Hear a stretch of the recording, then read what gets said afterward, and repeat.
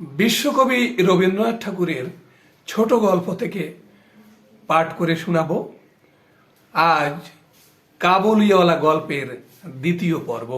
দেখিলাম এই দুটি বন্ধুর মধ্যে গুটি কতক বাধা কথা এবং ঠাট্টা প্রচলিত আছে।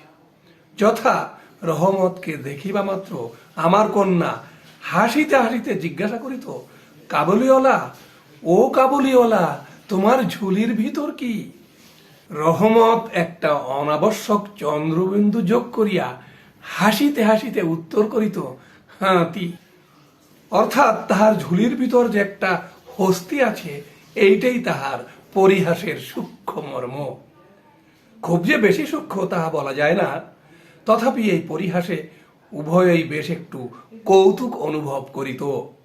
এবং শরৎকালের প্রভাতে একটি বয়স্ক এবং একটি অপ্রাপ্তবয়স্ক শিশুর সরল হাস্য দেখিয়া আমারও বেশ লাগিত।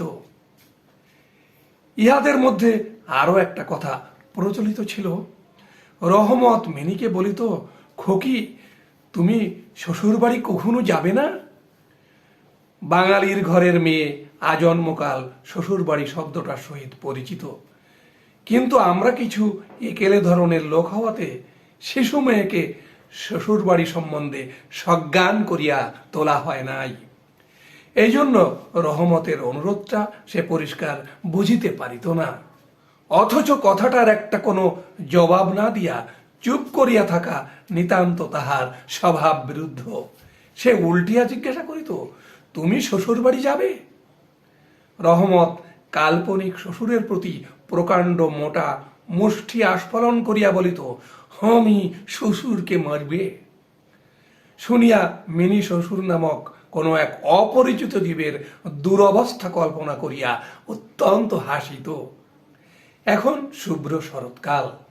প্রাচীনকালে এই সময়েই রাজারা দিগ্বিজয়ে বাহির হইতেন। আমি কলকাতা ছাড়িয়া কখনো কোথাও যাই নাই, কিন্তু সেই জন্যই আমার মনটা পৃথিবীময় ঘুরিয়া বেড়ায়। আমি যেন আমার ঘরের কোণে চিরপ্রবাসী। বাহিরের পৃথিবীর জন্য আমার সর্বদা মন কেমন করে। একটা বিদেশের নাম শুনিলেই অমনি আমার চিত্ত ছুটিয়া যায়। তেমনি বিদেশি লোক দেখিলেই অমনি নদী পর্বত অরণ্যের মধ্যে একটা কুটিরের দৃশ্য মনে উদয় হয় এবং একটা উল্লাসপূর্ণ স্বাধীন জীবনযাত্রার কথা কল্পনায় জাগিয়া ওঠে। এদিকে আবার আমি এমনই উদ্ভিজ্জ প্রকৃতি যে আমার গৃহের কোণটুকু ছাড়িয়া একবার বাহির হইতে গেলে মাথায় যেন বজ্রাঘাত হয়।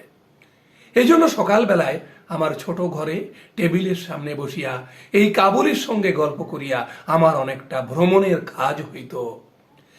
দুই ধারে বন্ধুর দুর্গম দগ্ধ রক্তবর্ণ উচ্চ গিরিশ্রেণী, মধ্যে সংকীর্ণ মরুপথ, বোঝাই করা উষ্ট্রের শ্রেণী চলিয়াছে। পাগড়ি পরা বণিক ও পথিকেরা কেহ বা উটের পরে, কেহ বা পদব্রজে। কাহারো হাতে বর্ষা, কাহারো হাতে সেকেলে চকমকি ঠোকা বন্দুক। কাবুলি মেঘমন্দ্রস্বরে ভাঙা বাংলায় সে দেশের গল্প করিত, আর এই ছবি আমার চোখের সম্মুখ দিয়া চলিয়া যাইত। মিনির মা অত্যন্ত শঙ্কিত স্বভাবের লোক। রাস্তায় একটা শব্দ শুনিলে তাহার মনে হয় পৃথিবীর সমস্ত মাতাল আমাদের বাড়িটাই বিশেষ লক্ষ্য করিয়া ছুটিয়া আসিতেছে। এই পৃথিবীটা যে সর্বত্রই চোর, ডাকাত, মাতাল, সাপ, বাঘ, ম্যালেরিয়া, শুয়াপোকা, আরশোলা এবং গোরার দ্বারা পরিপূর্ণ, এতদিন পৃথিবীতে বাস করিয়াও সে বিভীষিকা তাহার মন হইতে দূর হইয়া যায় নাই। রহমত কাবুলিওয়ালা সম্বন্ধে তিনি সম্পূর্ণ নিঃসংশয় ছিলেন না। তাহার প্রতি বিশেষ দৃষ্টি রাখিবার জন্য তিনি আমাকে বারবার অনুরোধ করিয়াছিলেন। আমি তাহার সন্দেহ হাসিয়া উড়াইয়া দেবার চেষ্টা করিলে তিনি পর্যায়ক্রমে আমাকে গুটি কতক প্রশ্ন করিলেন। কখনো কি কাহারও ছেলে চুরি যায় না? কাবুল দেশে কি দাস ব্যবসা প্রচলিত নাই? একজন প্রকাণ্ড কাবুলির পক্ষে একটা ছোট ছেলে চুরি করিয়া লইয়া যাওয়া একেবারেই কি অসম্ভব? আমাকে মানিতে হইল ব্যাপারটা যে অসম্ভব তাহা নহে, কিন্তু অবিশ্বাস্য। বিশ্বাস করিবার শক্তি সকলের সমান নহে।